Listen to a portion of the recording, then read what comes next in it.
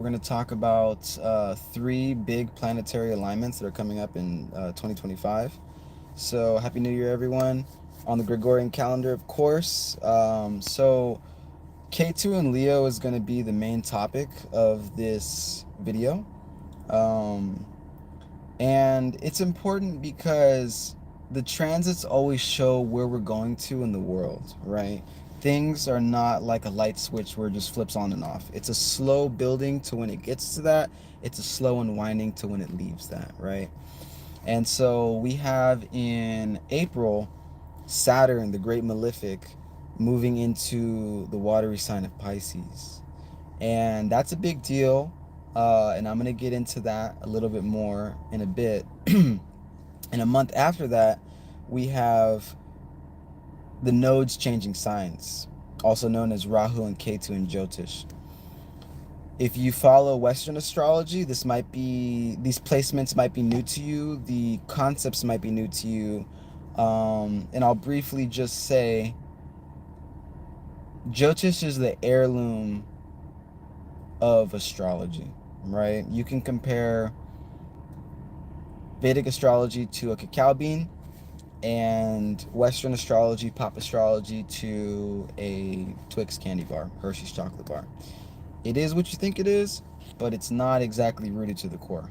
Now that I've got that out the way, we're talking about Jyotish astrology, we're talking about Vedic astrology, the accurate placements, real-time sky. So not 13th constellation. I don't know what all that stuff is about. So moving forward, we're talking about the three placements that are going to be changing. So we got Saturn moving into Pisces. We got Leo moving into K2. And I'm going to focus more on Leo, K2 moving into Leo, rather than its counter placement, because the nodes always change signs at the same time. Always in the polarity of the signs. So my focus here is mainly more on K2 moving into Leo rather than North Node, aka Rahu, moving into Aquarius. We'll get to that later on in a different video. But who is Leo, right? Leo is the celebrity in many ways. And as I was stating before, I've noticed that there's been a bit of a backlash towards celebrities altogether. You know, people aren't exactly following celebrities the same way that they have in the past. And that's for good reason. That's for better reason. We need to be more in community. That's where Aquarius comes in. Aquarius is networking, is more community. So we're going to get into that more so. Thank you guys for tuning in. I'm doing a live because I don't have any storage on my phone. So this is just a way to kind of like organically upload it as I'm talking. So yeah, Leo. So K2 moving into Leo, end of the celebrity, right? And an organic addition to why that's happening is because Saturn is moving into Pisces. Now, Saturn's not exactly known to be a spiritual planet per se, but Pisces is spiritual, you see? And so Saturn is all about our hard work, is all about our devoted accumulations, right? So you're going to see that a lot of spirituality is going to come to place. Another reason being is because Jupiter is transiting Taurus. And sometimes we don't see the depths or the results of a transit until the transit is over. So we're still in Jupiter and Taurus. We're still in Saturn in Aquarius. So don't be surprised if you see some Saturn and Aquarius energy still popping off until the very last tail end. Jupiter and Taurus scenarios popping off until the very tail end. That's just how it happens sometimes. Literally last week too, especially if it's Gandanta. If you don't know what Gandanta is, that's when water transits into fire, right? And so that's frictionless energy. That's not happening with Taurus moving into Gemini, but it does happen with any of the water signs going into the fire signs. Like right now, we're in a Mercury Gandanta where it's leaving Scorpio going into Sagittarius. So literally lasts probably about 5 days or whatever. It could be more frictionless energy, but honestly, all it is just energy. So you could utilize it. You could move forward with it. You can use it to your advantage. So Jupiter in Taurus That is bringing the spiritual to the mundane, because Jupiter is spiritual. Jupiter, if you even look at your Jupiter placement, that'll show you where you're spiritual at. Everyone's spiritual in some type of way. But Taurus is not exactly an intelligent sign. It's a young sign. You know, the first 6 signs are a little bit more simplistic. The last 6 signs are a little bit more complex. So, yeah, Jupiter and Taurus, that's bringing the spiritual to the mundane. So you might even notice right now in person that the mundane people got the spiritual information, right? Little side topic story for me. I've been organic, holistic, et cetera, for over 10 years. I'm only 28, right? And so I know my shit. I know holistic health. I know a bit about Chinese medicine. I know about a little bit about Ayurveda. I'm into health. I am my own doctor. I've healed myself of things. I've healed other people of things. That's just how the cookie crumbles. When you take accountability for your own health, you start actually doing your own things. Now it's funny because, for example, like I juice turmeric. I'm into health. I know a lot about this stuff, and I'm seeing this guy at the grocery store. He's buying a whole bunch of crap, a whole bunch of stuff that's not good for him, but he has turmeric. Interestingly enough, and we start talking about turmeric, and he starts kind of putting me on to information like that I don't know about, right? And I just let him talk, because you just that's what you do as a kind person, you know. You just let people have their spiel, you know what I mean. You don't always got to be right, you don't always got to be all knowing, you know what I mean. And maybe he could teach me something I don't know. You got to be open to that.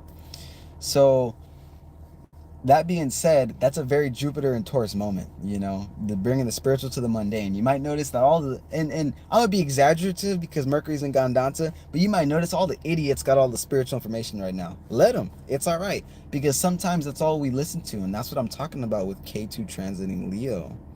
You notice that you might not listen to the wise old man down the street, but you'll listen to the celebrity.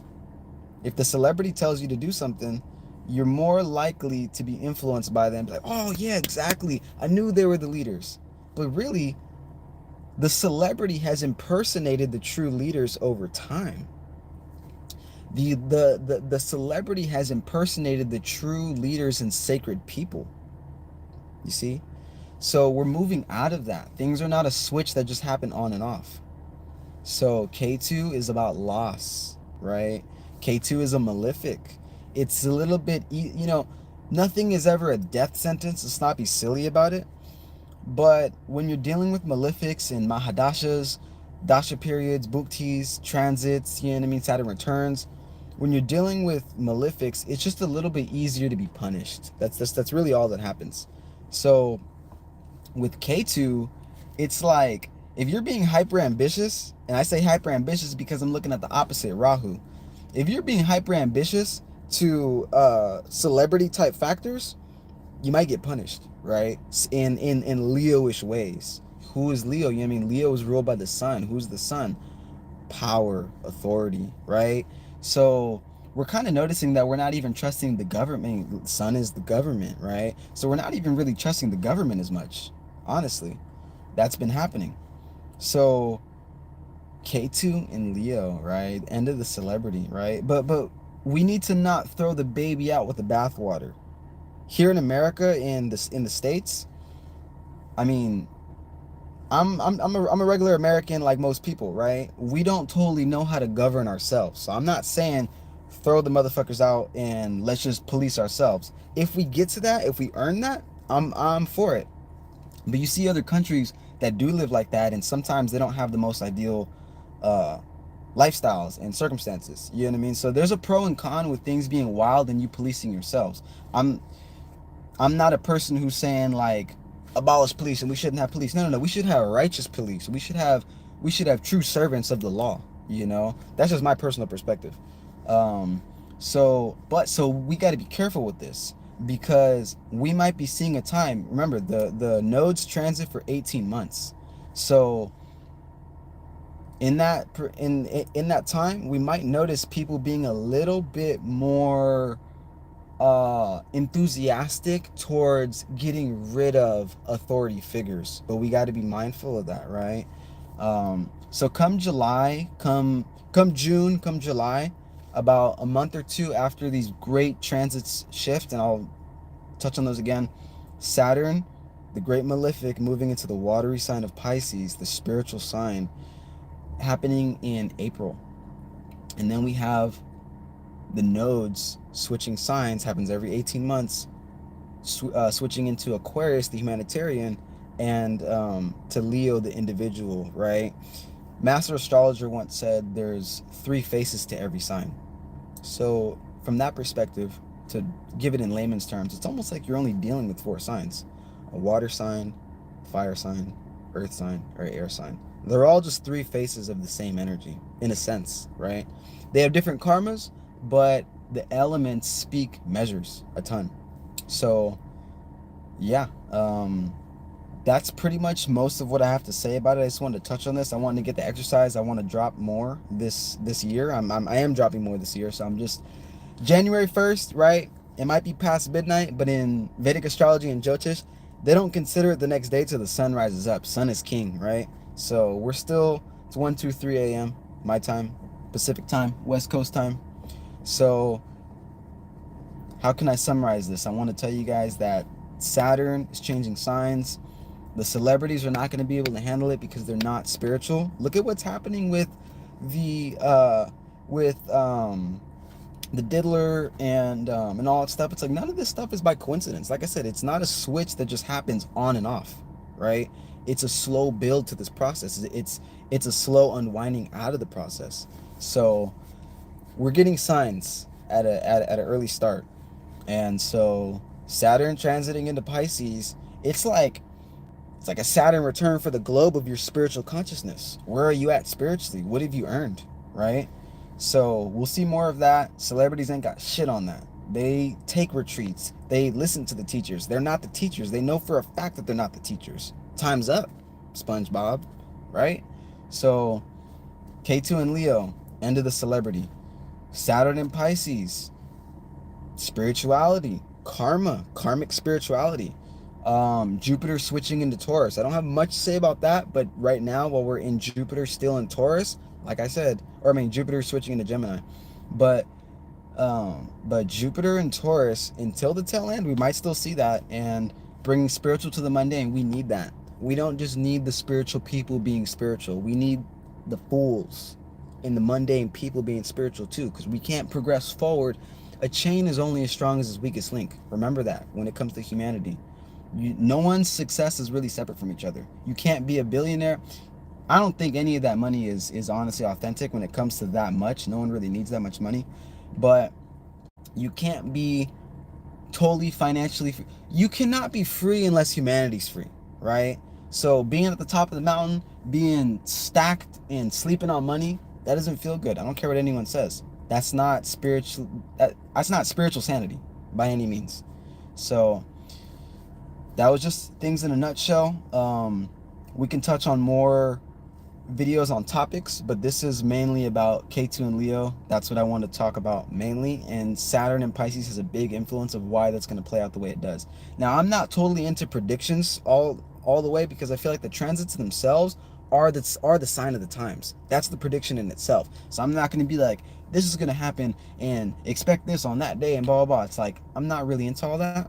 So if things happen those ways with the people who make those predictions, I'm all for it. That's cool. But for me on this channel, I'm talking about the spiritual metaphysics of these transits. That's mainly where we're going with it. So appreciate you guys coming through and talking about and letting me talk about this stuff. So I'll see you guys in the future, and this will be posted on my YouTube. Thank you.